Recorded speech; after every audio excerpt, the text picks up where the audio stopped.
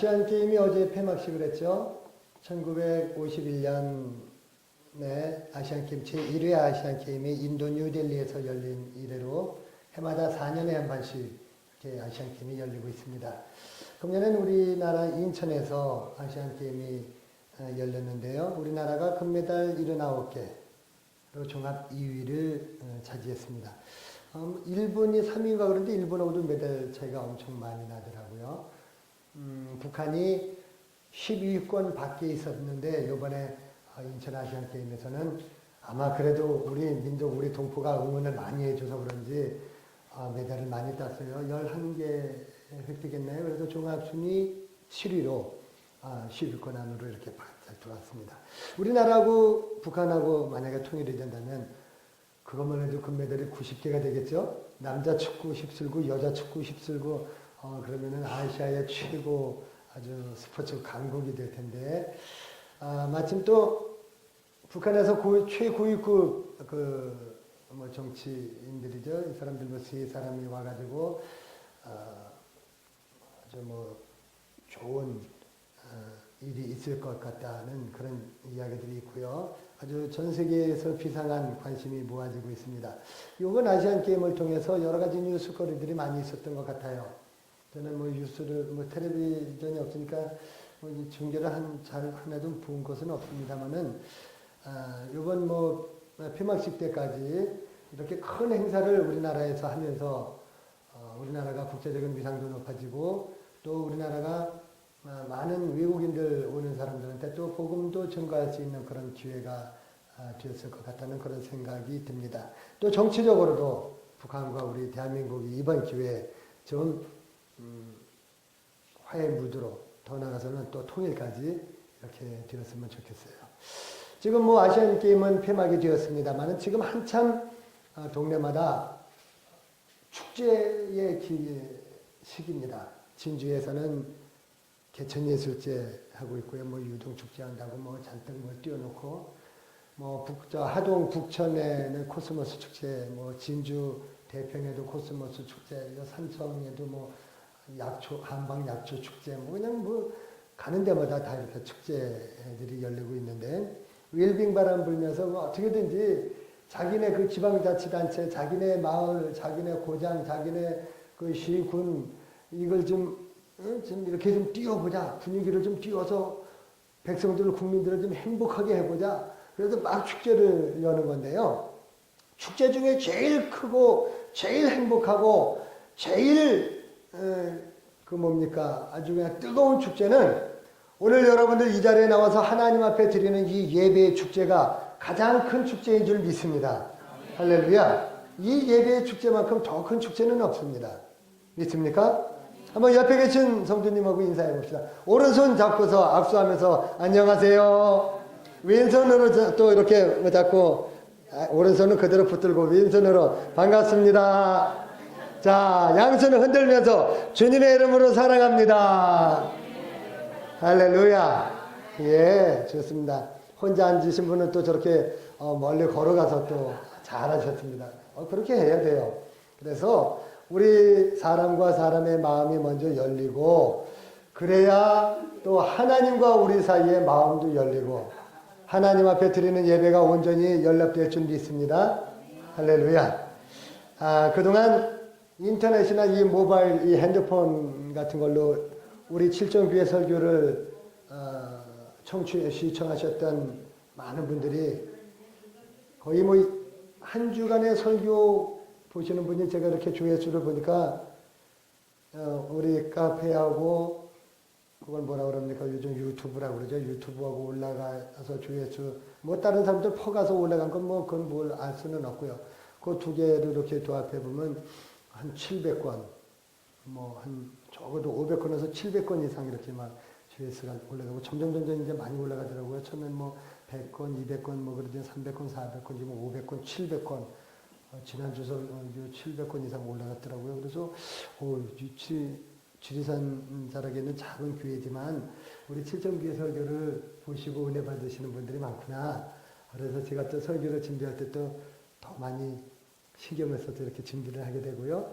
이렇게 이제 모바일이나 인터넷을 통해서 설교를 보셨던 분들이 이제는 극동방송, 여기 창원 극동방송을 통해서 매주 월요일 오후 점심 먹고 오후 1시 50분에 극동방송 틀면은 생명의 말씀이라는 프로그램에 이 40분짜리 설교가 이제 10분짜리로 제가 이제 요약을 해서 다시 녹음을 해서 방송이 됩니다. 이쪽 부산, 창원 이쪽에 계신 분들은 98.1MHz FM이죠.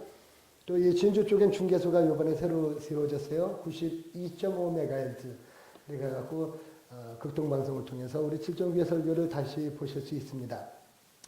많은 분들이 우리 칠정교회 설교를 통해서 은혜를 받고서 더 신앙생활이 풍요롭고 신앙생활에 더 도움이 됐으면 좋겠다는 마음으로 여러분들의 기도를 부탁드립니다. 이미 많은 분들이 우리 칠정교회 설교를 들으시고 우리 칠정교회를 후원하시고 기도로 돕고 계시고 지리산 자락의 복음화를 위해서 그리고 또 칠정교회의 어떤 선교 활동을 통해서 전 세계 복음이 확산될 수 있도록 많은 분들이 기도로 돕고 있습니다. 그래서 우리 칠정교회를 통해서 이 지리산 자락에 있는 작은 교회입니다만 여기서 울려 퍼지는 이 생명의 말씀을 통해서 이 어두운 세상에 빛과 소금이 되는 그러한 좋은 말씀들이 많이 나갈 수 있도록 여러분들 기도 많이 해주시기 바랍니다. 이제 오늘 이 마태복음 오늘 봉독해드린 21장 33절에서 46절까지 말씀은 원래 마태복음 21장이 예수님께서 예루살렘에 이제 입성하셔서 고난주간이 시작되어서 고난주간 첫째 날, 고난주간 둘째 날, 고난주간 세 번째 날까지에 있었던 것들이 마태복음 21장에 기록이 되어 있습니다. 마태복음 21장 1절에서 17절까지 말씀은 고난주간 첫 번째에 있었던 사건의 기록인데요. 예수님께서 예루살렘 성전에 들어오셔서 성전을 싹 청결케 하신 일이 기록이 되어 있습니다. 그리고 18절에서 22절까지 말씀은 고난주간 두 번째 날에 있었던 사건이죠. 예수님께서 열매 없는 무화과 나무를 저주하신 사건이 기록이 되어 있습니다. 그리고 오늘 봉독해드린 그 말씀이 이제 포함이 되어 있는데 23절에서 마지막 26절까지 말씀은 고난주간 세 번째 날에 있었던 일들을 기록하고 있는데요. 예수님의 권위에 대한 논쟁, 바리새인들, 서기관들, 제사장들, 백성의 장로들이 예수님이 네가 뭔데 그런 권위로 말을 하느냐 한번 얘기해봐라. 누구의 권위냐 따지고 예수님의 권위에 대해서 막 가타부타 이렇게 예수님의 권위에 대해서 논쟁을 하는 그런 말씀이 기록이 되어 있고 또 두 아들의 비유가 기록이 되어 있고요. 그리고 오늘 본문인 포도원 농부에 대한 비유가 기록이 되어 있습니다. 그래서 저는 오늘 이 본문 말씀을 중심으로 열매 맺는 백성이라는 제목으로 말씀을 드리겠습니다. 예수님께서 말씀을 전하실 때는 아주 비유의 말씀을 많이 사용하셨습니다. 예수님께서 비유의 말씀을 사용하신 이유는 크게 두 가지라고 제가 몇 번 말씀을 드렸습니다. 첫 번째는 하나님의 말씀이 너무나 어렵기 때문에 하나님의 말씀을 잘 이해할 수 없기 때문에 쉽게 비유로 풀어서 설명해 주는 거죠. 그래서 이해할 수 없는 백성들을 잘 이해할 수 있도록 돕기 위해서 비유로 말씀하셨습니다. 예수님께서 또 비유로 말씀하신 두 번째 이유는 예수님께서 비유로 말씀을 하시면 알아듣는 사람은 알아듣지만은 알아들을 수 없는 사람들은 영 못 알아듣는 겁니다. 성경 이제 안 찾아도 돼요. 이제 다 읽었으니까. 예, 자, 조용하고 여기를 보세요. 성경을 미리 좀 찾아드렸어야 되는 건데, 성경을 조금 빨리 나갔죠. 비유로 말씀을 하시면 사람들이 이게 도대체 무슨 말씀인가? 재밌는 이야기를 하시는 것 같은데 이게 왜 그런 말씀을 하시는 건가? 무슨 뜻에서 그런 말씀을 하시는 건가? 잘 알아들을 수가 없습니다. 그래서 깨닫지 못하는 사람들은 구원을 받을 수가 없는 겁니다. 그 말씀이 무슨 말씀인지 모르니까 그 말씀으로 은혜를 받을 수가 없는 거죠. 그래서 귀 있는 자는 들으라 이렇게 예수님께서 말씀하셨던 것이고요. 오늘 이 말씀도 분명히 들을 귀 있는 자는 듣게 될 줄 믿습니다. 들을 자는 듣는 거예요. 어느 중학교에서 시험을 봤대요. 요즘 애들이 워낙 공부를 안 하잖아요. 점수가 통 안 나옵니다. 선생님이 화가 나가지고 몽둥이를 들고서는 교실로 돌아가고, 야 이놈들아! 너희들 이거 시험이라고 봤냐? 어? 이게 점수라고 받은 거냐? 50점 이하는 다 저 복도 밖으로 나가. 그리고 50점 이하는 교실에 남고 50점 이상은 교실에 남고 50점 이하는 다 복도로 다 나가. 그랬더니 한 아이가 손을 번쩍 들더니, 선생님! 저는 딱 50점인데 어떡할까요? 야 임마 너는 문틈에 끼어 있어. 아니 말귀 못 알아듣는 사람은 결국 문틈에 끼어 있게 되는 거예요. 예수님의 비유도 마찬가지입니다. 아직도 뭔 소리인지 잘 모르겠어요. 50점 그렇습니다. 예수님의 비유도 마찬가지입니다. 들을 귀 있는 사람만 듣고 구원을 받아야지 막 소나게나 다 구원받을 수는 없다는 겁니다. 아니 목사님, 그래도 설교인데 소나게나라는 표현은 좀 그렇지 않습니까? 조금 듣기가 좀 거부갈 수도 있어요. 근데 예수님의 이 비유의 말씀은 사실은 정말로 유대인들의 감정을 자극하는 그런 비유였습니다. 예수님께서 고난주간 마지막 그 고난주간에 하셨던 그 행보는 상당히 과격하고 파격적인 행보를 하셨습니다. 말씀도 되게 그냥 정제되지 않게 그냥 직설적으로 그냥 말씀을 하셨고요. 그리고 행동도 유대인들과 바리새인들과 서기관들 눈에 나도록 그렇게 행동을 하셨습니다. 그래서 결국 그 주간에 예수님 목요일에 잡히시고 금요일에 십자가에 달려서 죽으신 겁니다. 왜 예수님께서 이렇게 과격한 표현으로 말씀을 하셨을까? 아마 예수님께서 어떤 의도를 가지고 그렇게 하신 줄로 그렇게 믿습니다. 왜냐하면 예수님의 고난에 대해서 막 따지고 들었죠. 또 예수님이 이제 십자가 질 그때가 가까웠죠.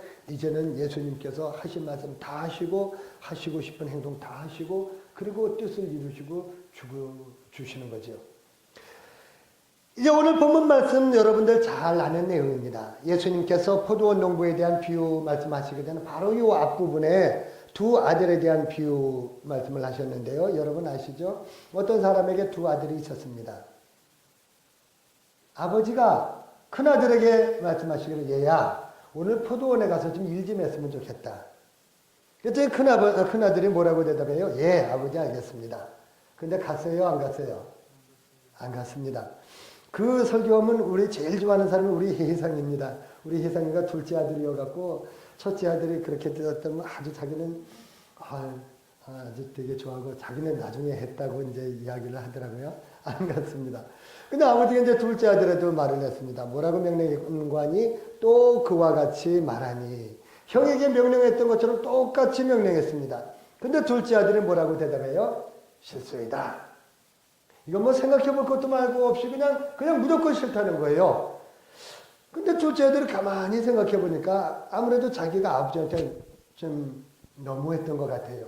잘못했다는 생각이 들었어요. 그래서 둘째 아들이 그 후에 뉘우치고 포도원에 들어가서 우리 경상도 사투리 나중에 쇠가 빠지게 일을 했다는 겁니다. 열심히 일을 했어요. 제가 이제 금방 말씀을 드렸습니다만 제가 개인적으로 아들만 둘이기 때문에 이 두 아들 비유 설교가 사실은 제일 제가 좀 곤란합니다. 큰 아들에게도 미안하고 작은 아들에게도 미안하고 아마 듣는 우리 두 아들도 그럴 것 같아요. 사실 뭐 우리 애들은 다 큰 아이나 작은 아이나 다 말씀도 잘 듣고 순종도 잘하고 착하고 믿음 생활 잘하는데 한 번은 이제 작은 아들 혜상이가 카톡으로 나한테 아빠 저는 대답도 잘하고 순종도 잘하는 둘째 아들입니다. 이렇게 카톡을 했더라고요.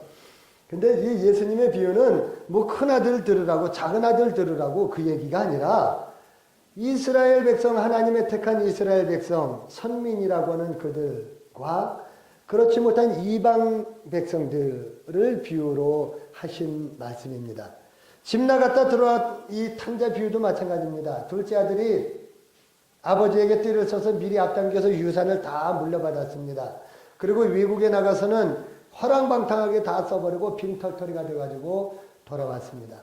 그런데도 아버지는 그날도 해가 다 주는데 뉘엿뉘엿 해지는 그 마당에 어디 뭐 동네 어귀 느티나무 밑에서 계속해서 이제나 저제나 언제나 오래나 아들을 계속 그 집 나간 둘째 아들을 기다리고 있었던 거예요. 그런데 저 멀리서 거짓 사람으로 허름하게 나타난 둘째 아들 아무리 봐도 일반 사람들은 그 누군지 몰랐을 거예요. 근데 아버지 눈으로 보니까 저거 내 아들이 오는구나. 알고서는 그냥 버선발로 뛰어나가서 그 둘째 아들을 부둥켜 안고서는 반갑게 맞이하면서 소잡아라, 잔치를 베풀어라, 가락지를 띄워라, 새신을 사와라. 이 아들을 막 그냥 위에서 잔치를 베풀어 준 거예요. 그런데 집에서 아버지만 모시고 열심히 아버지를 섬겼던 큰아들이 밭에서 이제 들어와서 이렇게 보니까는 집에서 그냥 뭐 풍악을 울리고 그냥 사람들이 시끌벅적하고 난리가 난 거예요. 야, 이게 무슨 일이냐? 오늘 뭔 날이냐? 응? 오늘 누가 장가드는 겨? 이게 뭔 일이요?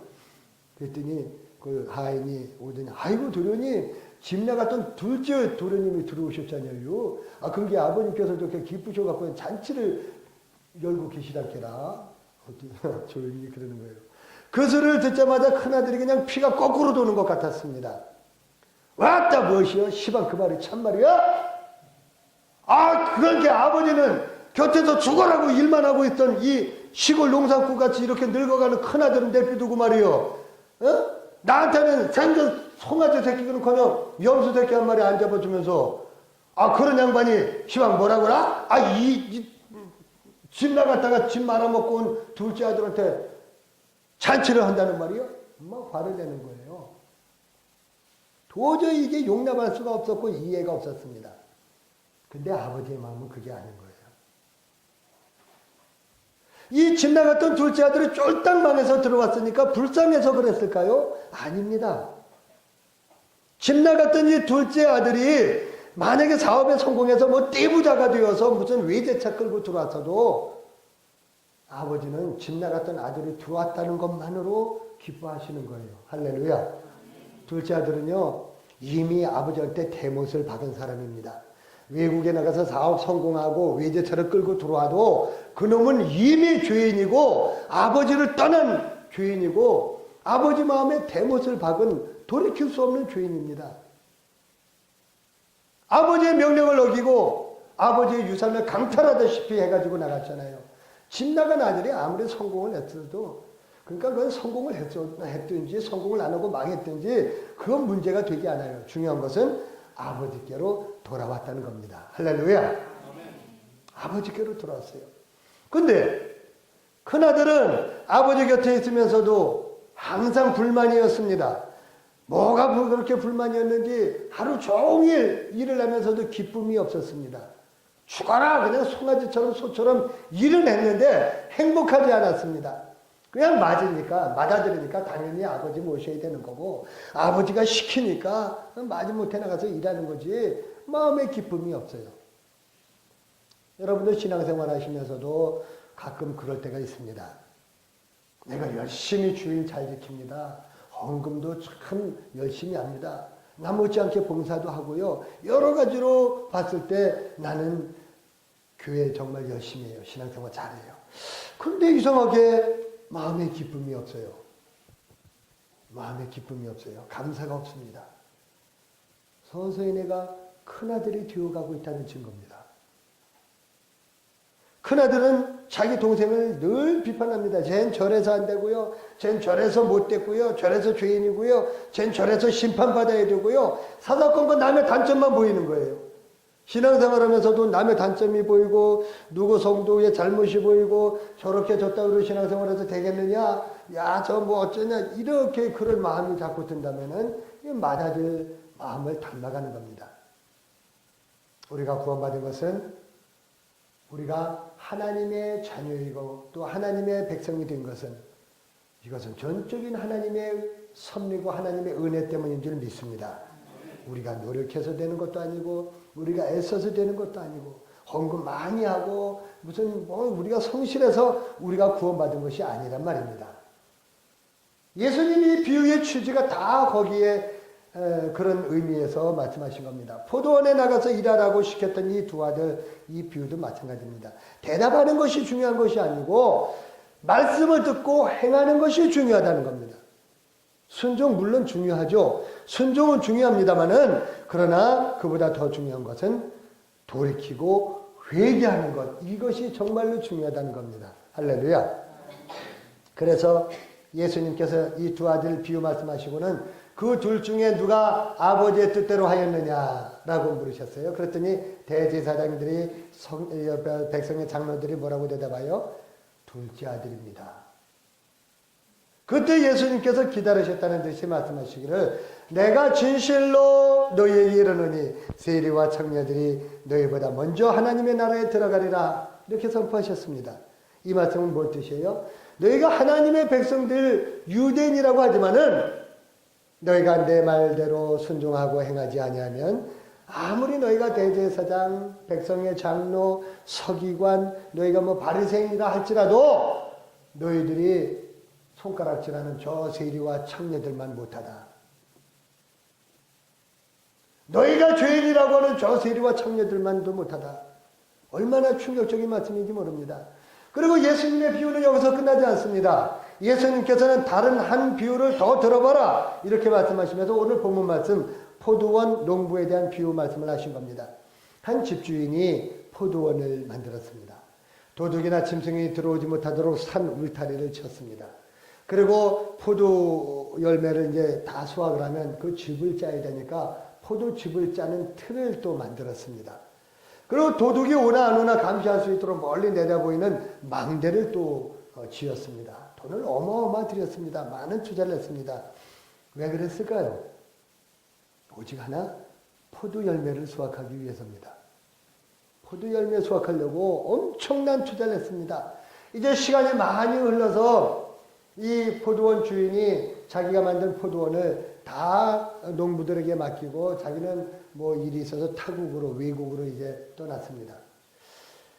이제 가을이 되면 포도 수확을 하니까 포도 수확을 그 포도 열매를 이제 수확을 거둬들이려고 열매를 받아오라고 종들을 보낸 거예요.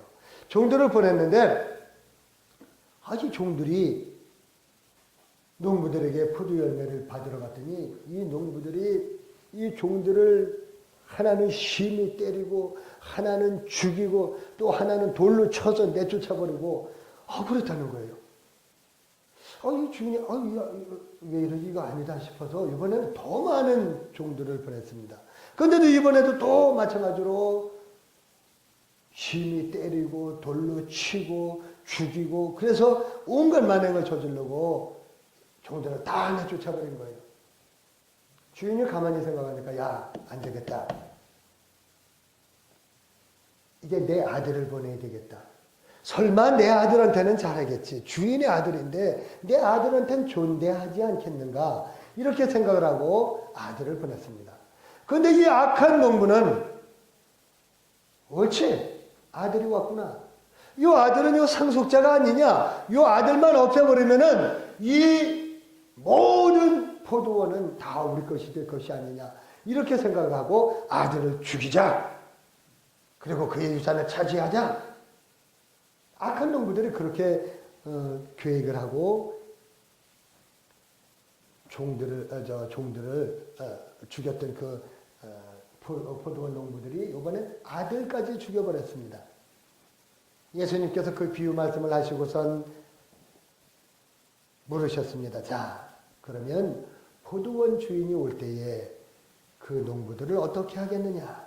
그랬더니 대제사장들이 백성들의 장로들이 대답하기를 그 악한 자들은 진멸하고 그 포도원은 제때에 열매 바칠 만한 다른 농부들에게 줄지니이다. 아주 현명한 말을 했습니다. 예수님께서 시편 118편의 말씀을 인용하시면서 건축자의 버린 돌이 모퉁이 머릿돌이 되었나니 이것은 주로 말미암아 된 것이요 우리 눈에 귀하도다 라는 말씀을 너희가 읽어본 일이 없느냐. 읽어본 일이 없느냐? 왜 없겠어요? 이 사람들은 말씀에 대해서는 아주 말씀을 달달달달 외우고 맨날 그 말씀만 그냥 읽고 보고 하는 사람들인데 왜 모르겠습니까? 그러므로 내가 너희에게 이르노니 하나님의 나라를 너희는 빼앗기고 그 나라의 열매 맺는 백성이 받으리라. 할렐루야. 사랑하는 성도 여러분, 우리 칠성교회 성도님들은 우리 주님 앞에서 모두 다 열매 맺는 백성들 되시기를 바랍니다. 열매 맺는 백성들이 되는 그래야 하나님의 나라를 상속받을 수 있습니다. 예수님의 비유가 깨닫는 자들에게는 참 쉽고 재미가 있지만 깨닫지 못하는 자들에게는 정말 어렵고 헷갈리는 거예요. 이게 도대체 무슨 소리냐? 한국말이 그렇잖아요. 말은 들리는데 거기 들리는 뜻은 알지 못하는 거예요. 알아듣지 못합니다. 그래서 한국말은 끝까지 다 들어봐야 된다고 그러는데 어떤 청년이 그 아가씨하고 교제를 하는데 아가씨가 그 청년한테 그럽니다. 저기 절 좋아하세요? 그러면은 얼마나 가슴이 콩당콩당 뛰고 네 이렇게 이제 대답할 뻔했는데 이 아가씨가 절 좋아하세요? 저는 교회를 좋아하는데 그러면은 이거는 그게 아니잖아요. 한국말이 좀 그렇습니다. 아가씨가